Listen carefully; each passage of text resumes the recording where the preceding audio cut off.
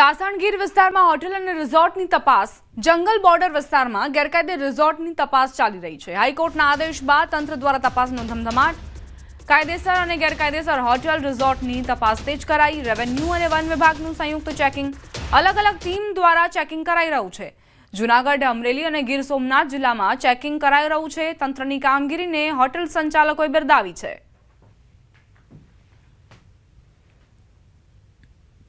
જૂનાગઢ, ગીર સોમનાથ અને અમરેલીમાં જે ગીર જંગલના બોર્ડર ઉપર આવેલી જે હોટલો રિસોર્ટો છે તેને લઈને હવે તપાસનો ધમધમાટ છે તે તંત્ર દ્વારા શરૂ કરવામાં આવ્યું છે। જે રીતે જોઈ શકો છો કે તંત્રની જુદી જુદી ટીમો દ્વારા હાલ આ રિસોર્ટની અંદર તપાસ કરવામાં આવી રહી છે। બાંધકામને લઈને તપાસ થઈ રહી છે કે કેટલા જે બાંધકામો કાયદેસર છે અને ગેરકાયદેસર છે। હાઈકોર્ટની ટકોર બાદ હાલ તંત્ર દ્વારા છે તે કામગીરી શરૂ કરાઈ છે। જૂનાગઢની અંદર સૌથી વધુ જે સાસણના જે જંગલ બોર્ડર છે ત્યાં રિસોર્ટો આવેલી છે ને તેને કચ્છના ગાંધીધામમાં ભારતીય મનોરંજન બેંકની નકલી નોટોથી છેતરપિંડી કરતી ત્રિપુટી ઝડપાઈ। પોલીસે બસ સ્ટેશન પાસે વોચ ગોઠવી ત્રિપુટીને રંગે હાથ પકડી। ત્રણે ફેસબુક, ઇન્સ્ટાગ્રામ પર ડબલ કે 3 ગણા પૈસા આપતા વિડીયો બનાવતા પોલીસે 500 રૂપિયાની 4 અસલી નોટો તથા 24 નકલી બંડલ કબજે કર્યા છે। પોલીસે 4,07,000 નો મુદ્દામાલ પણ કબજે કર્યો। મુખ્ય આરોપી ઈશબ શાહ શેખ ફરાર થયો છે। પોલીસે આગળની તપાસ શરૂ કરી છે। મનોરંજન બેંકની નકલી નોટો સાથે આરોપીઓ છેતરપિંડી કરતા હતા। રાજકોટમાં જેતપુરના સામાકાંઠા વિસ્તારમાં ટ્રકની ટક્કર લાગતા વીજપોલ તૂટ્યો। વીજપોલ બ્રિજ ઉપર ખતરનાક સ્થિતિમાં લટકી રહ્યો છે। જીવતા વાયર લટક્યા છે। જોખમ હોવા છતાં વીજ તંત્ર દ્વારા વીજપોલ હટાવવાની કામગીરી નથી કરાઈ। લોકો પુલ પર જોખમી રીતે પસાર થઈ રહ્યા છે। દુર્ઘટના સર્જાય તો જવાબદારી કોની હશે તે પણ ગંભીર સવાલ છે। વિસ્તારમાં ઉર્જા બચાવની વાતો માત્ર કાગળ પર જ રહી ગઈ છે। શહેરના અનેક વિસ્તારોમાં ધોળા દિવસે પણ હજારો સ્ટ્રીટ લાઇટો ચાલુ રહે છે, જેના કારણે વીજળીનો બગાડ અને પ્રજાના નાણાંનો વ્યય થઈ રહ્યો છે। વાડી પ્લોટ, કડિયા પ્લોટ, મિલપરા, ઝુંડાળા, કુંભારવાડા અને ખાકચોક જેવા વિસ્તારોમાં આ સ્થિતિ સામાન્ય બની ગઈ છે। પોરબંદર મહાનગરપાલિકાને પીજીવીસીએલના કરોડો રૂપિયાનું બિલ ચૂકવવાનું બાકી છે, છતાં બેદરકારી યથાવત છે। શહેરીજનોનું કહેવું છે કે સ્ટ્રીટ લાઇટોનો ઉપયોગ માત્ર રાત્રે થવો જોઈએ, દિવસ દરમિયાન ચાલુ કેમ રાખવામાં આવે છે, જેને લઈને પીજીવીસીએલ અધિકારીએ જણાવ્યું કે લાઇટોના સમયના પ્રોગ્રામિંગ પર કામ ચાલી રહ્યું છે। મનપા કમિશનર હસમુખ પ્રજાપતિએ કહ્યું કે તમામ લાઇટોના ટાઈમિંગ સેટ કરવાની પ્રક્રિયા ચાલુ છે। ત્યારે હવે જોવું રહેશે કે આ લાંબા સમયથી ચાલુ બેદરકારી સામે ક્યારે વાસ્તવિક પગલાં લેવાય છે। પોરબંદરના મોટા ભાગના વિસ્તારોમાં જે છે 24 કલાક સ્ટ્રીટ લાઇટો ચાલુ છે। એનો જે લાઇટનો પાવર પર છે આમ પબ્લિક ઉપર આવે છે એનું ભારણ, એટલે આમ પબ્લિકને વેરામાંથી બધેમાંથી એ લાઇટનો પાવરનો જે બિલ આવે એને ભરવું પડે છે। મારા ધ્યાનમાં અને અમારા કાર્યપાલક ઇજનેર સાથે ચર્ચા થયા મુજબ તે લોકોને દિવસે સ્ટ્રીટ લાઇટ ચાલુ છે એ બંધ કરવા માટેની સૂચના અવારનવાર આપેલ છે। 1-2 વખત એવો જવાબ મળેલ છે કે ભાઈ અમારે સ્ટ્રીટ લાઇટની કામગીરી રિપેરિંગની ચાલુ છે એટલે દિવસ દરમિયાન ચાલુ છે। અમારા તરફથી નીચે વિભાગીય કચેરીમાંથી નોટિસ એમને આપવામાં આવેલ છે અને જો કમિશનર સાહેબ જોડે વાત થઈ છે, એમને એવું કીધું છે કે હું સૂચના આપું તો ન થાય તો પછી જો 24 કલાક ચાલુ રહેતી હોય, બિનજરૂરી હોય તો કનેક્શન કાપવામાં આવશે। સ્ટ્રીટ લાઇટોમાં દરેક સ્ટ્રીટ લાઇટ છે એની જે સિરીઝ છે પેનલ સાથે જોડાયેલી હોય છે અને પેનલમાં પ્રોગ્રામિંગ કરી સવારે કેટલા વાગે બંધ થાય અને સાંજે કેટલા વાગે ચાલુ થાય એનું પ્રોગ્રામિંગ કરવામાં આવતું હોય છે। અગાઉ આપણે લગભગ 7:30 વાગે સાંજે ચાલુ થાય અને સવારે 6:30 પહેલાં બંધ થાય એ પ્રોગ્રામિંગ કરવામાં આવેલું હતું। અત્યારે શિયાળો શરૂ થયો છે, એના કારણે આ ટાઈમિંગ ફેરફાર કરવાની પ્રક્રિયા ચાલી રહેલ છે। ચોમાસાની વિદાય બાદ ગરમી, ગુલાબી ઠંડી અને કમોસમી વરસાદના કારણે 3 ઋતુનો એક સાથે અનુભવ થઈ રહ્યો છે, જેની સીધી અસર લોકોના સ્વાસ્થ્ય પર જોવા મળી રહી છે। આના કારણે હોસ્પિટલોમાં વાયરલ ઇન્ફેક્શનના દર્દીઓની સંખ્યામાં પણ ભારે વધારો થયો છે। અંબાજી અને દાંતા પંથકમાં 7 જેટલા સાદા અને ઝેરી મેલેરિયાના પોઝિટિવ કેસ નોંધાતા આરોગ્ય વિભાગ એલર્ટ મોડ પર છે। વિભાગ દ્વારા અંતરિયાળ વિસ્તારોમાં ડોર ટુ ડોર સર્વે, ભરાયેલા પાણીમાં ક્લોરિનેશન અને તાવના દર્દીઓના સ્થળ પર લોહીના સેમ્પલ લેવાની કામગીરી શરૂ કરાઈ છે। જોકે તાલુકા આરોગ્ય અધિકારીના મતે આ મેલેરિયાના દર્દીઓ પાડોશી રાજ્ય રાજસ્થાનમાંથી અસરગ્રસ્ત થઈને આવ્યા હોવાથી તેનો વ્યાપ ન વધે તે માટે દાંતા તાલુકામાં સર્વે અને સારવારની કામગીરી હાથ ધરાઈ છે।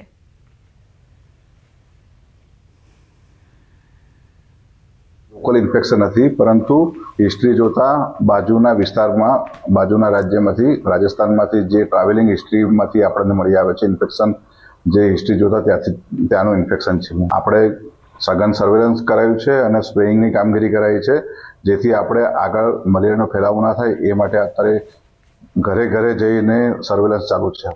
રાજકોટ શહેરમાં સરા જાહેર ફાયરિંગ કરનારા આરોપીનું પોલીસ દ્વારા રીકન્સ્ટ્રક્શન કરવામાં આવ્યું. રાજકોટમાં 29મી ઓક્ટોબરે એ ડિવિઝન પોલીસ સ્ટેશન વિસ્તારમાં પેન્ડા ગેંગ અને મુરઘા ગેંગ વચ્ચે સરા જાહેર જૂની અદાવતના કારણે ફાયરિંગ કરાયું હતું. આ મામલે સ્પેશિયલ ઓપરેશન ગ્રુપ દ્વારા પેન્ડા ગેંગના વધુ 3 આરોપીઓની ધરપકડ કરાઈ, જેનાથી ધરપકડનો કુલ આંકડો 17 પર પહોંચ્યો છે. કુલ આરોપી સમીર ઉર્ફે મુરઘા સહિત અન્ય સભ્યો હજુ પોલીસ પકડથી દૂર છે. પકડાયેલા આરોપીઓને રીકન્સ્ટ્રક્શન માટે ઘટના સ્થળે લઈ જવાયા. રાજપાલ સિંહ જાડેજા અગાઉ કોન્સ્ટેબલની હત્યા અને હત્યાના પ્રયાસના ગુનાઓમાં પણ સંડોવાયેલો છે. રાજકોટમાં સુપ્રીમ કોર્ટના આદેશ બાદ માત્ર બસ સ્ટેન્ડ પર જ નહીં, પરંતુ સિવિલ હોસ્પિટલમાં પણ શ્વાન જોવા મળ્યા છે. સિવિલ હોસ્પિટલના અલગ અલગ ગ્રાઉન્ડમાં શ્વાન આંટાફેરા કરતા જોવા મળ્યા. સુપ્રીમ કોર્ટ દ્વારા શ્વાનને સિવિલ હોસ્પિટલ સહિતના સ્થળોએથી હટાવવા માટેના આદેશ કરવામાં આવ્યા હતા. તેમ છતાં રાજકોટના સ્થાનિક તંત્ર દ્વારા શ્વાન સિવિલમાંથી હટાવવામાં નથી આવ્યા.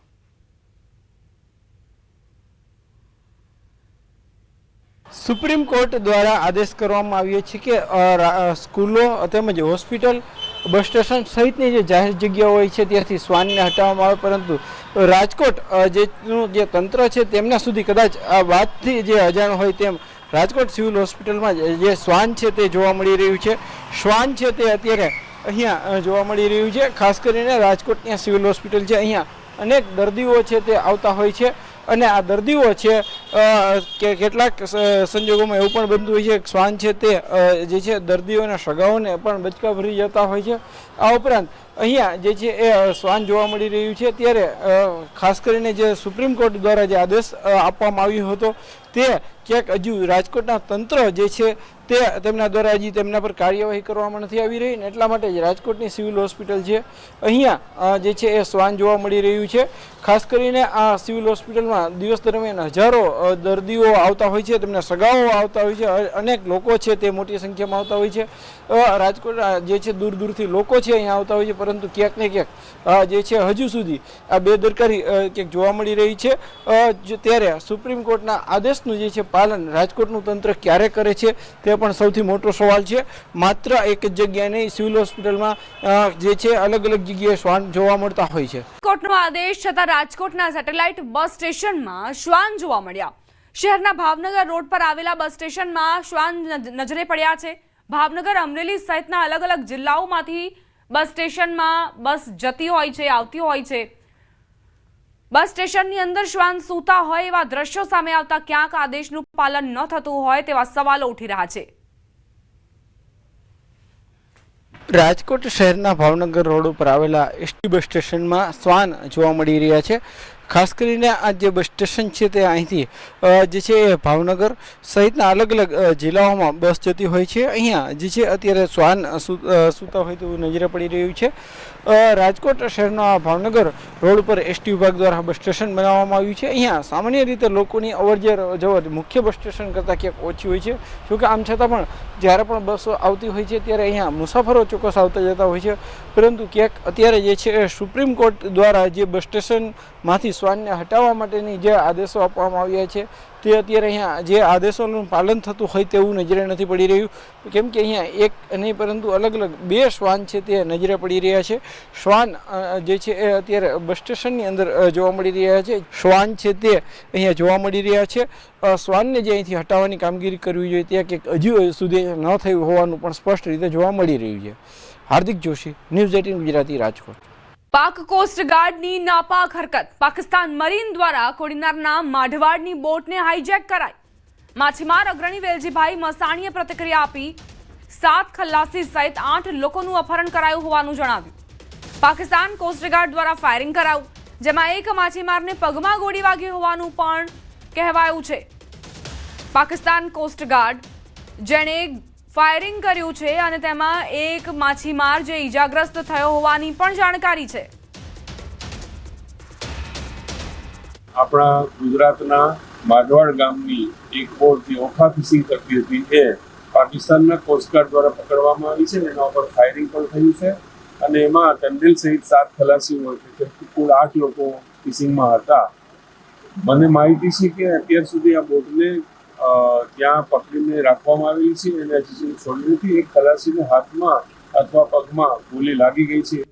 ગાંધીનગરના કલોલમાં હચમચાવી નાખતો બનાવ બન્યો. પિતાએ 2 દીકરીઓ સાથે કેનાલમાં છલાંગ લગાવી. પિતા દીકરીઓના આધાર કાર્ડ કઢાવવાના બહાને નીકળ્યા હતા. ઘરે પરત ન ફરતા પરિવારે ફરિયાદ નોંધાવી હતી. સાંજે જ પોલીસમાં ગુમ થયાની ફરિયાદ નોંધાઈ હતી. આજે સવારે કેનાલમાંથી એક દીકરીનો મૃતદેહ મળ્યો. પરિવારમાં ભારે શોકની લાગણી પ્રસરી છે. પોલીસની તપાસ તેજ થઈ ગઈ છે. સંવાદદાતા ગૌતમ જોડાઈ ગયા છે વધુ જાણકારી સાથે. ગૌતમ, બે દીકરીઓ સાથે પિતાએ છલાંગ લગાવી છે. શું કારણ બહાર આવ્યું છે અને દીકરીઓનો મૃતદેહ પણ મળ્યો છે? શું વિગત? જી બિલકુલ, કલોલની અંદર જે 3 પેટ્રોલ પંપના માલિક જે છે તેમને નર્મદા કેનાલમાં ઝંપલાવ્યા હોવાના સમાચાર જે છે તે પ્રાપ્ત થઈ રહ્યા છે. મહત્વનું એ છે સાથે સાથે કે તેમની એક 8 વર્ષની દીકરી અને બીજી 5 વર્ષની દીકરી સાથે બંને દીકરીઓને લઈને ગઈકાલે તેઓ આધાર કાર્ડ કઢાવવાનું કહીને ઘરેથી નીકળી ગયા હતા, પરંતુ મોડી રાત સુધી તેઓ ઘરે પરત ન ફરવાના કારણે પરિવારજનોએ કલોલ પોલીસ સ્ટેશનમાં ફરિયાદ દાખલ કરી હતી. ગુમ થયાની ફરિયાદ દાખલ કરી હતી અને આજે તપાસ દરમિયાન નર્મદા કેનાલમાંથી 3 મૃતદેહ જે છે તે પ્રાપ્ત થયા છે. મહત્વનું એ છે કે 3 મૃતદેહ મળ્યા બાદ પોલીસ દ્વારા તપાસ જે છે તે તેજ કરવામાં આવી છે. હવે તપાસ બાદ ખ્યાલ આવશે કે કયા મુદ્દાઓના કારણે તેમણે આપઘાત કર્યો છે, પરંતુ આ ચકચારી ઘટના જે છે તે પ્રકાશમાં આવી છે. જી આભાર ગૌતમ જાણકારી આપવા માટે. ખેડૂતો માટે સરકારનું ઐતિહાસિક પેકેજ 10,000 કરોડના પેકેજને લઈને ખેડૂતોએ આવકાર આપ્યો છે. સૌરાષ્ટ્રના ખેડૂતોએ રાહત પેકેજને વધાવ્યું. સારામાં સારું પેકેજ જાહેર કર્યું તેવી પ્રતિક્રિયા આપી. કોઈ સરકારે આટલું પેકેજ નથી આપ્યું તેવું પણ કહેવું છે ખેડૂતોનું. આજે આપણા ગુજરાતના મુખ્યમંત્રી શ્રીમાન ભૂપેન્દ્રભાઈ પટેલે રાહત પેકેજ પણ જાહેર કર્યું છે અને બહુ સારામાં સારું પેકેજ જાહેર કર્યું છે. 10,000 કરોડનું પેકેજ જાહેર કર્યું અને અમે ખેડૂતે લોકોએ એને હૃદયપૂર્વક બિરદાવ્યું પણ છે. બહુ ઇતિહાસનું આ પહેલું રાહત પેકેજ છે કે આની પહેલાં કોઈ સરકારે આટલું મોટું રાહત પેકેજ જાહેર કરેલ નથી. સરકારે મોટી રકમ જાહેર કરી છે, અંદાજે 10,000 કરોડ રૂપિયા ખેડૂતો માટે. તો આ બહુ સારી બાબત કહેવાય અને ખેડૂત ઘણા બધા જે નુકસાની ગઈ છે ખેડૂતને એમાં ઘણી બધી રાહત થઈ શકે એમ છે. માવઠાના હિસાબે પાક બધો નિષ્ફળ ગયો છે, પણ સરકારે જે જાહેરાત અત્યારે કરી છે તે ખૂબ સારી કરી છે ને હવે આશા છે કે અમે હવે પગભર થઈ શકશે. વિરોધીઓ પર વરસ્યા છે. ખેડૂતોને સહાય મુદ્દે વિરોધીઓ પર પ્રહાર કર્યા. સારું થાય તો કરો, ન થાય તો ચૂપ મરો. મર્યાદાના કારણે ઘણી વખત હું નથી બોલતો. ખેડૂતોને લાભ મળતો હોય અને હેરાન કરશો તો હું ચૂપ નહીં બેસું. પ્રજાના વિકાસ માટે નડવાનું બંધ કરો તેવો આકરો પ્રહાર કર્યા.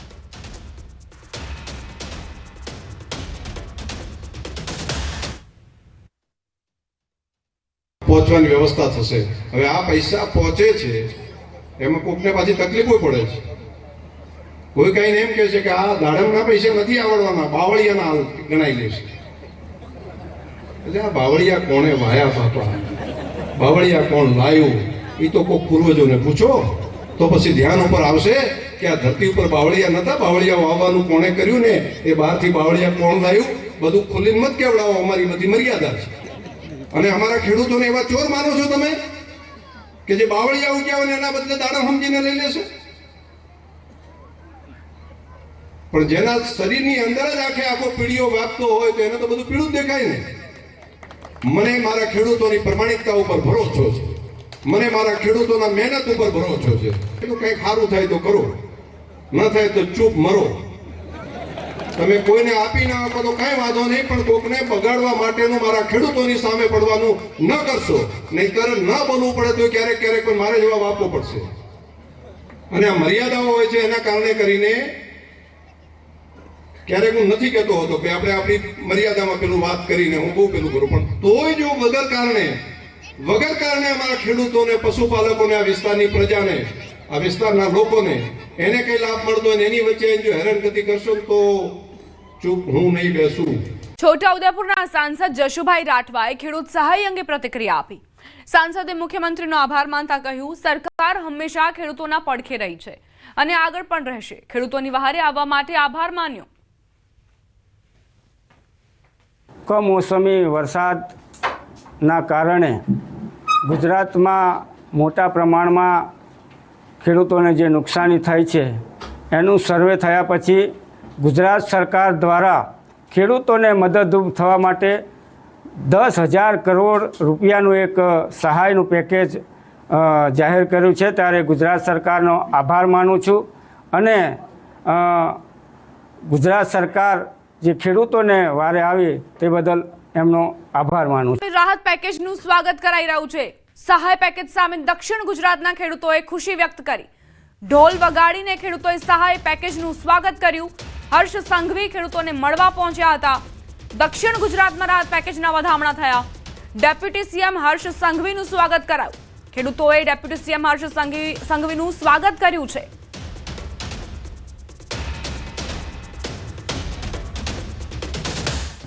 ગુજરાતના ઇતિહાસનું સૌથી મોટું ખેડૂતો લક્ષી રાહત પેકેજ મુખ્યમંત્રી શ્રી ભૂપેન્દ્રભાઈ પટેલ દ્વારા ડિક્લેર કરવામાં આવ્યું છે। હજી 10 દિવસ પહેલા જ ઉત્તર ગુજરાતના 20 જેટલા તાલુકા માટે 950 કરોડનું પેકેજ, 950 કરોડના પેકેજની જોડે 2500 કરોડ જેટલાની રકમનું પરમનન્ટ સોલ્યુશન માટેનું પ્લાનિંગ। થોડા દિવસ પહેલા જ મગફળી, સોયાબીન, ચના ખરીદવા માટે 15,000 કરોડ જેટલાનું માવઠાનો માર સહન કરી રહેલા ખેડૂતો માટે રાજ્યની ભૂપેન્દ્ર પટેલ સરકારે 10,000 કરોડ રૂપિયાના ઐતિહાસિક રાહત પેકેજની જાહેરાત કરી છે, જેને રાજ્યના ખેડૂતો તરફથી આવકારવામાં આવ્યું છે। ખેડૂતો માટે અત્યાર સુધીમાં જાહેર કરાયેલું આ સૌથી મોટું રાહત પેકેજ છે, જેમાં રાજ્યના 251 તાલુકાના 16,500 ગામના ખેડૂતોને સહાય ચૂકવાશે। સરકારે કહ્યું કે સંકટમાં ફસાયેલા ખેડૂતોને મદદરૂપ થવા માટે જાહેર કરાયેલા રાહત પેકેજમાં ઉદારતા દાખવવામાં આવી છે। પહેલીવાર સર્વેના બદલે માત્ર પંચરોજ કામ કરીને નુકસાનીનું આકલન કરાયું, કારણ કે સર્વેમાં વધુ સમય લાગી શકે એમ હતો। સાથે જ સરકારે પિયત, બિનપિયત કે બાગાયતી પાકના ધારાધોરણ પણ બાજુમાં મૂકીને ખેડૂતોને ત્વરિત મદદ મળે એ માટે પ્રતિ હેક્ટર 22,000 રૂપિયાની સહાયની જાહેરાત કરી છે, જે 2 હેક્ટરની મર્યાદામાં મળશે।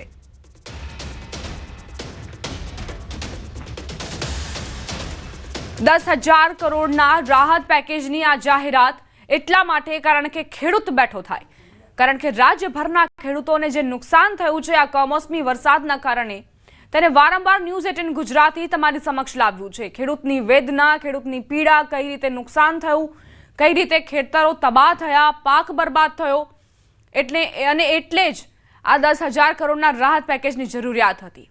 સરકારે પણ તમામ માપદંડો બાજુમાં મૂક્યા છે અને ખેડૂત આર્થિક રીતે બેઠો થાય તે માટે પ્રયાસ કર્યા છે।